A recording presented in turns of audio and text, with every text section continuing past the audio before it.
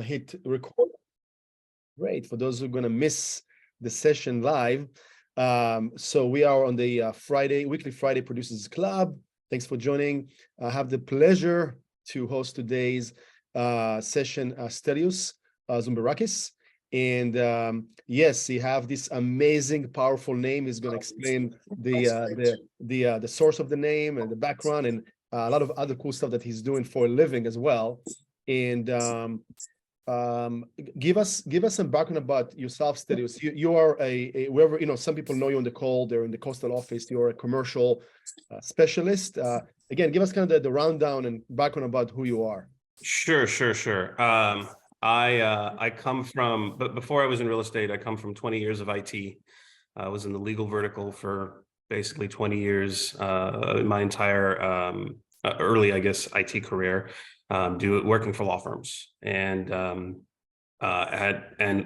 actually like to leverage a lot of that in what I do in real estate as well. But the draw for me for real estate came at a very early age. My father was a contractor developer. I saw him building a lot of retail, and I saw folks doing restaurants and retail and corner malls and things of that sort. So it was very interesting to me from a very early age, and something I unfortunately didn't get into until much later in life. We bought our first house in Las Vegas some years ago, and that was really kind of my introduction to the investing side of real estate. And I thought, well, this is fun. Like I enjoy this, and passive income is fantastic. So let's kind of flesh this out. So I did some investigation and learned about the 1031 exchange and different things like that, and was presented with an opportunity while I was still at the law firm where I could basically get a nest egg of roughly a year's salary to start this commercial real estate endeavor, and sort of jumped in feet first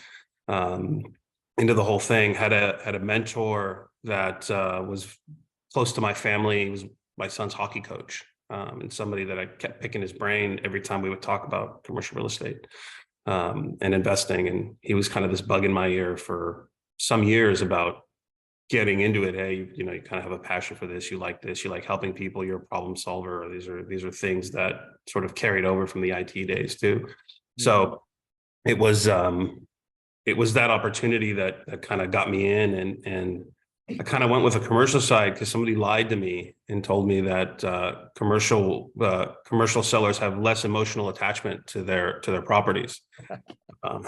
This turned out to be a big, bold-faced lie, as I've encountered over time. My dad built this, and this was my first property. And I know the rents are bad, but I can't get rid of it. So, things of that sort. So I started off in almost exclusively in apartment sales and multifamily sales, and quickly found that if I could be more useful to my clients who were in other businesses and had other investments, that I could have more successes in helping more of them out. So I sort of expanded to, as you put, a sort of a commercial specialist. I do a little bit of everything. I have multifamily, we've done tenant rep, landlord rep, retail, dabble in industrial, office buildings. It's really wherever my clients sort of call me and need me is, I think, as I found the most valuable. Yeah, thanks, Stelios. And I love the fact that you kind of also shared, the spread, right? The diversity of what you're doing, because again, who's watching us right now or later on, people in our community, right? A realtor is always looking for someone, especially residential, that don't practice commercial. Like, hey, who can I talk to? Well, Stelios is right here, right? So it's important to know what we do. I love the fact that the person that you worked with, again, the hockey coach, right? Mm-hmm. Told you, hey, you're good at this. You can utilize it for something else, right? Do you see it as a common practice in our industry, or maybe not being utilized properly by a lot of agents? As what problems? The approach of problem solving. That, but also that a lot of people, they're really strong at something, and they're not repurposing that strength or talent in different areas, especially in real estate. Yeah. Oh, the first thing you see out of real estate school is specialize. And I think you can specialize almost to a fault where you're turning away opportunities, and that's not something I wanted to do. I think the only thing I would partner someone with is, a residential opportunity, because that's a very different market compared to commercial. A lot of commercial kind of can lump dump into one thing, but residential is another monster, so to speak.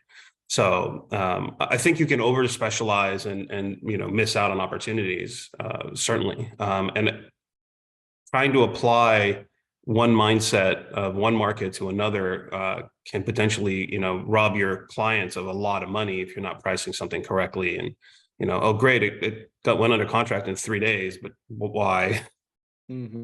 What happened? How much money did you leave on the table? We sort of see that often on the commercial side, where something's mispriced by an agent that's not very familiar with the market. Yeah, market area, or maybe the class, right? The type of the property. The Yeah, behavior. you see it happens often. It's kind of like I mean, on the buy side, it's, chum in the water, so to speak. Like, tie this up now, put in a cash out. Like, you just reach out to a buyer and tie it up as fast as possible because it's mispriced. Right. How are you?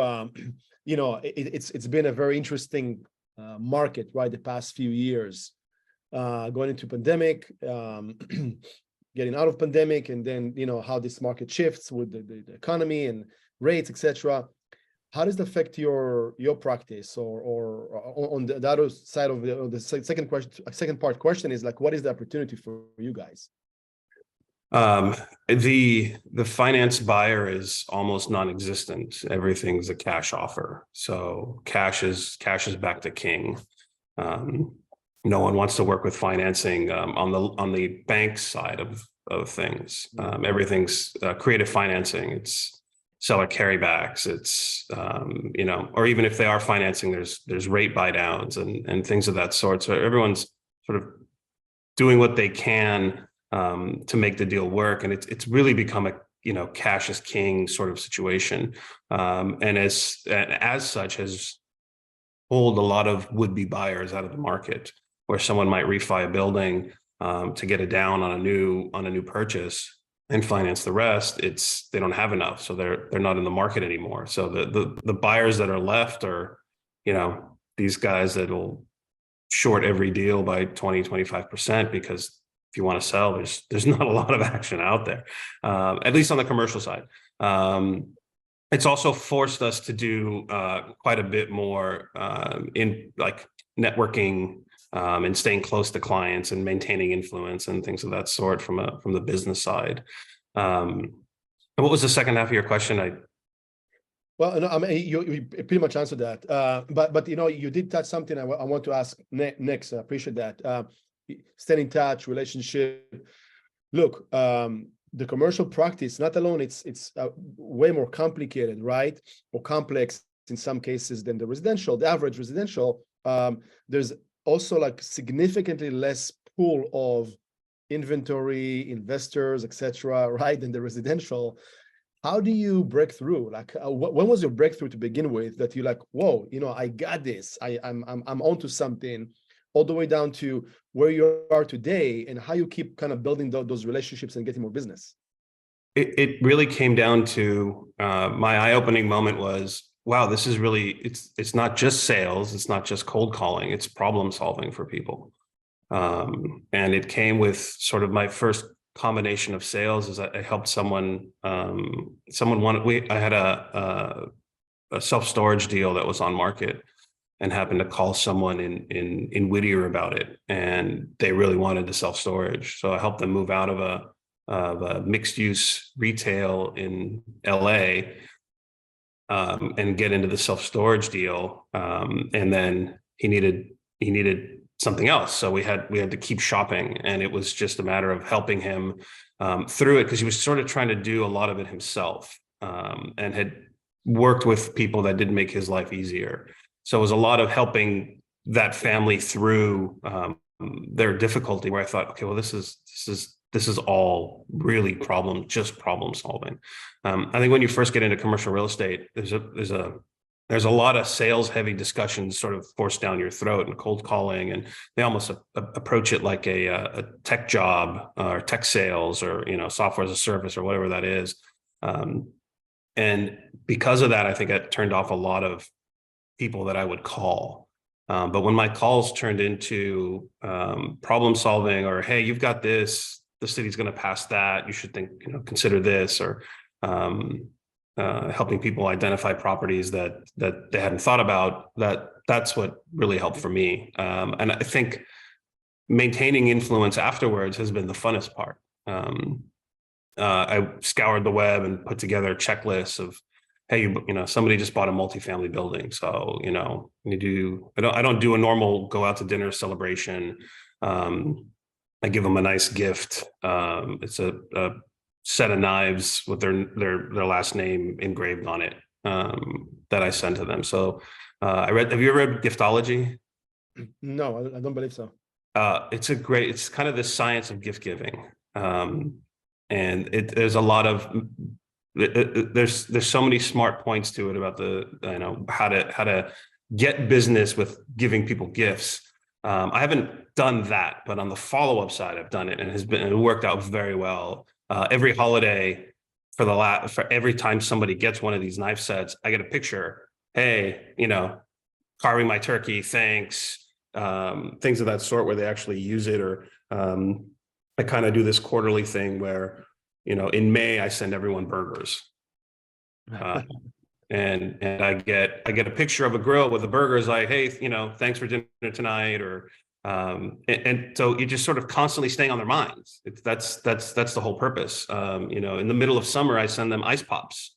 It's an $8 thing. It's nothing, but it's just frozen ice, and they throw them in the fridge. And a lot of people I work with have children and kids, or they just enjoy themselves, and sort of continue that way.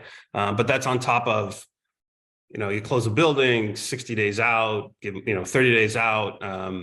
When the first rents are due, give them a call. Hey, did everything come in? Everything, is everything kosher and good? And you move on. And 60 days out, hey, here's a rent survey.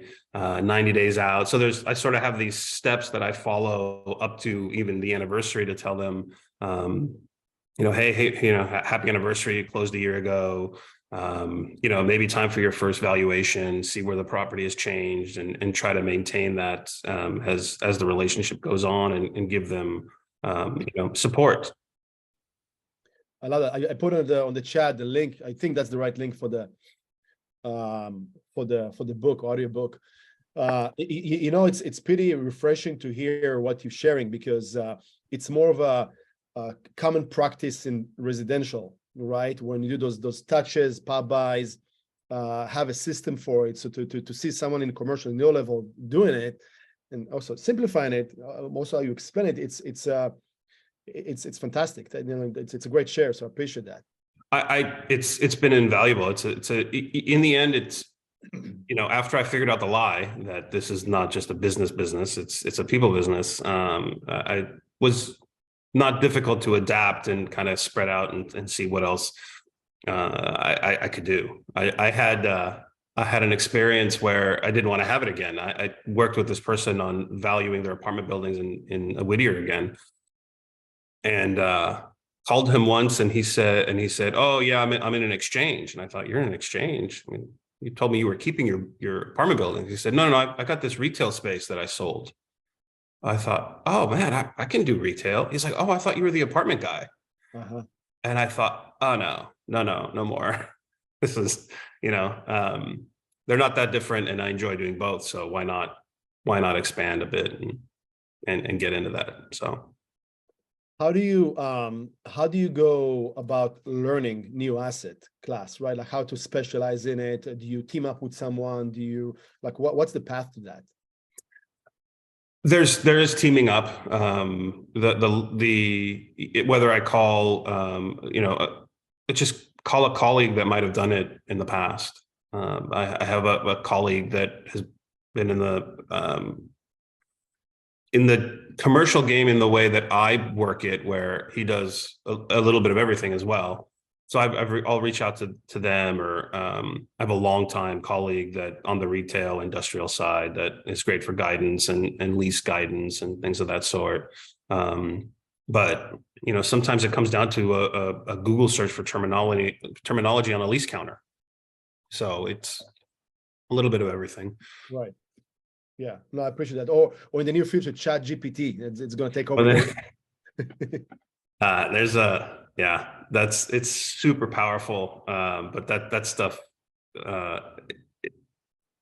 if you like, I follow it a little bit deeper, just from my own love of IT, and those things are pretty powerful. There's a lot coming. So yeah.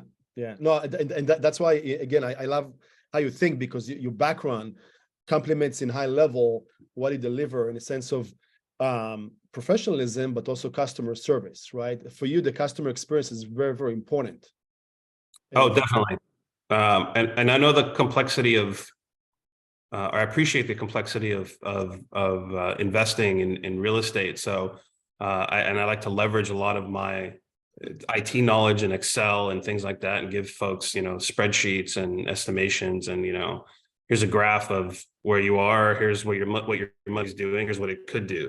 I think my favorite so far has been, there was a valuation we did where the gentleman's, I think, he had a 4-unit in LA, and he would have made more money by selling it, paying the tax, and putting it in a CD than he was making on the current building.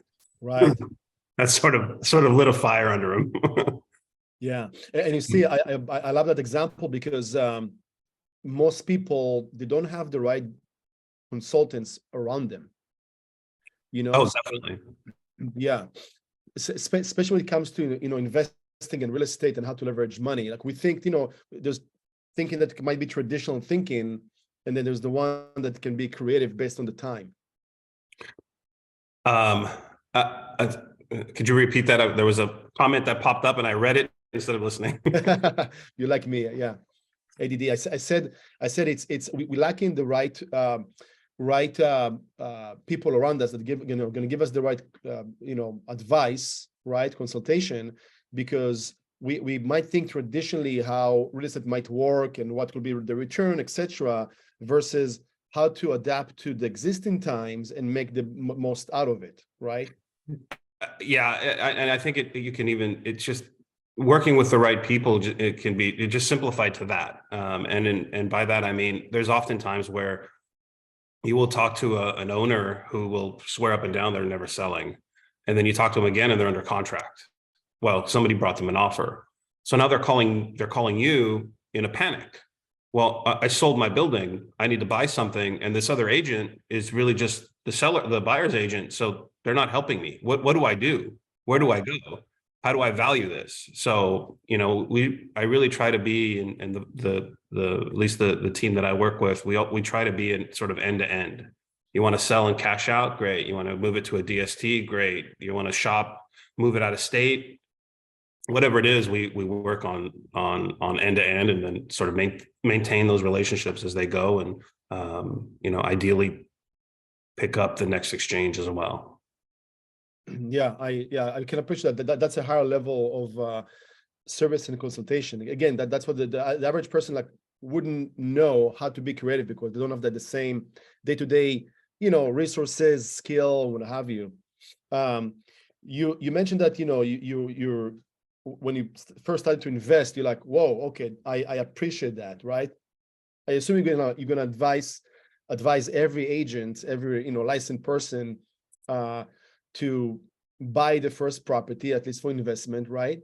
But if you were to consult the average person, when it comes to commercial, right, what would that be? What's the first type of property that you think, hey, that could be a good starter, point? Oh man. I think it's so many pros and cons of each investment type, but as simple as even a single family rental is a good start, because you can get a good tenant, you get a bad tenant, you could buy a house that has a lot of problems or no problems, and but I would advise to constantly see what else you could be doing. I recently exchanged a single family for a 12 unit, and the cash flow increase Wow. has been significant, even with overpaying for property management and it being out of state and things of that sort. I think I think you get stuck in what you know, right? In everything. So if you don't sort of explore, you sort of stay in this loop. You're in this world where I was for 20 years of working in corporate America. I've got a nice salary, home, family, everything's sort of going and going. And then you sort of get introduced to something. You're like, oh, wait, what's that? And you know, you have to kind of, as agents ourselves and people that we advise others, a lot of it needs to be, hey, if you haven't thought about it, just look, you know, there's this, you know, these commercial guys that can show you some information. And it doesn't take long to put together an analysis to show folks, well, here's where you are, here's where you could be. And you know, anyone, unless you're renting a house in, you know, the deep of Newport and getting 50 grand a month for it or something along those lines. And even then, it's a single point. If you had an office building, that you'd be making more. So the you know, using that, using leverage or using just the agent's experience to try to show folks, hey, by the way, if you're doing this, check this out. Yeah, that's awesome. What does Stelios do for fun when he's not analyzing balance sheets and you know, returns and you know, juggling tons of things in the air? Sure. I grew up in the outdoors, fishing, hunting, hiking, things of that sort. So those are the things I enjoy doing with my family as well. It's always funny I have two boys that are in high school, and they never really enjoy hiking. But when we're going hunting and they're holding a shotgun, they're okay with that. They'll hunt, they'll hike forever. Yeah, that's funny. Slightly different situation. So I do a lot of outdoor stuff. I've gotten, I mean, I grew up in video games and Nintendo generation and things, and now with my boys, who are also into it. So we'll pop on and have some fun, as well at home. So that's really what got a lot of it through COVID, was being able to interact that way too. And, so yeah, I mean, other than barbecues and things like that. Yeah. Do you when you speak to your boys, or you know, other kids, maybe not, you know, in the family, etc., do you try to teach them like basics of, you know, real estate or business in Oh some yeah, all the time. And you know, the first time just came down to just fundamentals. My oldest is about to start driving. And so when we're driving, and he plays ice hockey, so we're traveling a lot, and we're driving through different areas. So I would quiz him and say, well, is this a good area or not? Okay, it's not a good area. Well, what tells you that? Well, there's a check cashing place. There's this type of retailer. You know, and then why is it so? And then we'll talk about that. And then we'll talk about the investment side, where if you want to buy, this might be a place you want to buy, because you can probably expect a similar rent, but have a lower cost because of the area. So your cash flow is better.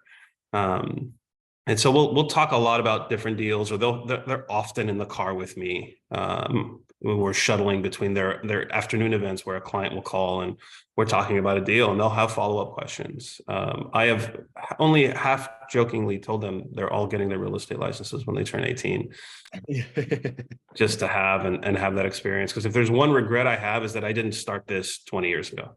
Right. Yeah. And yeah, no, and I thought that's going to be, you know, somewhat your answer, in a sense of like, yes, you definitely want to give that next generation the gift of knowledge, and they'll make a decision, but you gave them that access, which is huge. oh, I can't tell you. Some of my favorite clients to work with are these second generation folks whose parents started this and built it to a point, and now they're looking at it like, well, grandpa and mom and dad just held everything, but I know I can do better because I went to school and got my MBA, and I know that there's, you know, better ways to grow this. So that's what I want to do. And now they have that opportunity to really grow and build something generational Exactly. as they go. So for me, the build towards generational wealth is probably the real American dream, not the white picket fence, but that's what I'm aiming for in a lot of different aspects. Yeah, I second that, and I appreciate that that again that share, because it's, you know, us as realtors, right? I mean, agents, we have access to wealth, so we need to understand it, and of course be you know, the best professionals to service our clients, support them in the same way, same fashion. Yeah, definitely. Um, Definitely. if you had to, you know, advise someone that, you know, want to kind of start or go into the, you know, real estate, you know, path, what could be the first, you know, few steps without, you know, burning too much cash on whatever that might be, or not to get too confused with what you know, area they can, you know, go to or go after? You mean from a career standpoint or an investment standpoint? Career. On the commercial side, I think if you're on this meeting, it'll be easier for you because you already adding. Once I learned how to value and work with apartments, it was a short hop to retail. And then it was another short hop to leasing. And then it you know, kind of started. So I guess my point is once you start in one item, learning the rest is not a difficult task. But I would start with just learning how to price buildings. Pop onto MLS, find a building in your area, run your numbers, and see where it comes out. That's what I encourage all of, you know, when I've had juniors in the past, that's what I've encouraged them all to do is in your market, underwrite this deal and see where you would sell it. And that way, if we're in the commercial side, we're always often calling for listings. And you're often told, well, I don't want to sell anything, but I'm looking to buy. If you don't know what's a good deal in your market, you're you know, SOL. You can't even price your own deal, let alone anything else. So that practice, I think, has been the best. And after you do a few, you can look and say, well, this is really overpriced, or, you know, you can start to see checks and figure out what's going on and what's a good deal and what's not. And if you find something that's potentially off market that, you know, is a good deal at some point, or you want to double check it, you can certainly ask anyone on the commercial side. Or if you have someone that doesn't want to take it to market, doesn't want it public for any number of reasons, and just wants to sell it, but you don't have buyers, there's lots of ways to help that out too. Yeah, or become again investor yourself, or expand your portfolio if you see something, right? Oh, dude, there's so many people that are just writing what would have in a normal market be considered off the wall offers. I mean, anything with seller carries, like, you know, put 5% down, you carry the rest, and, you know, they're trying to buy a building for, you know, less than under 100 grand down. We had several of those offers on the Compton deals where because the seller was willing to carry notes. So that right now is a great opportunity for that sort of situation. Yeah. I see questions in the chat. Yeah, just the last one was the newest one. I asked you the other way. Dolph is asking, what's the best cost-effective strategy to find deals, postcards, calls? I mean, it's calls. If you're looking for cost-effective, calls are free. I guess they do cost time, but the calls are free. But most of the owners get at least 1 to 2 calls per day from brokers. So a lot of them can be very, very jaded to that. I've had success with postcards. I've had success with, I guess, if you're looking for cost effective, the answer is calls. I don't think it should be your end all be all because you lose folks that you don't have their number, or they don't pick up. The postcards can be great because I get postcards from Vegas, and I can just kind of see what's going on in the market, and I see who the players are. Stelios, I definitely see a class in your future, maybe the coastal office, just kind of the basics of how to analyze a fourplex, 5-6 units, what have you, because I think it's going to create a lot of most of the residential agents' attention and understanding what it is, and then they should team up with you for the first deal or with the first client. I'm happy to underwrite. Sure. Absolutely. Happy to. Underwriting deals is actually a fun pastime for me. I had to do it for fun for like 5 years just to get my wife. Once I started in the real estate business and we had this house we were renting, every year I did an exchange analysis and I presented it. And only to avoid the you didn't tell me conversation. But 5 years later, we did an exchange and been very happy with it. Yeah, that's a brilliant way of practicing and getting something out of it eventually. So. It's great. And it's, you hear a lot of the buyers in the market are doing a lot of the same things. It's all value add, it's all, improvements, and then it's a great strategy. There's 1,000 people doing the same thing, and a lot of them have cash to buy those deals and quick closes and things like that. So it can be difficult to compete. So looking for something that might be a little bit more turnkey as your first deal is really not a bad way to go. I do know how to barbecue a big Greek lamb. I do it every year. There was a question about what area to target.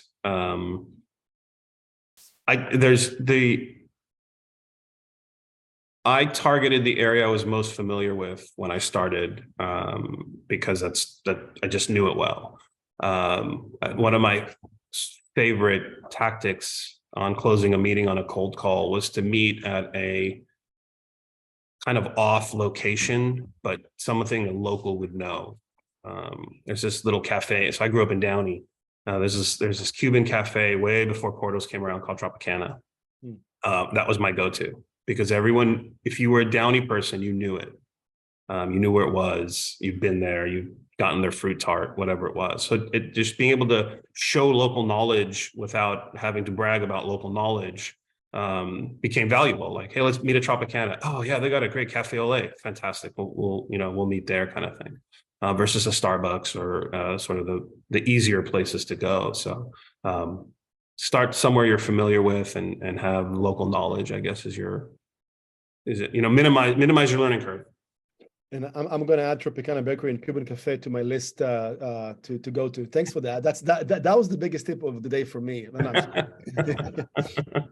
It's silly things, and my fellow brokers would sort of chuckle when I would close like that, but it works a lot because it just shows that you know the area. Yeah, exactly. And I mean, you don't have to be there and be from that area to know it. I just happen to use that for my advantage.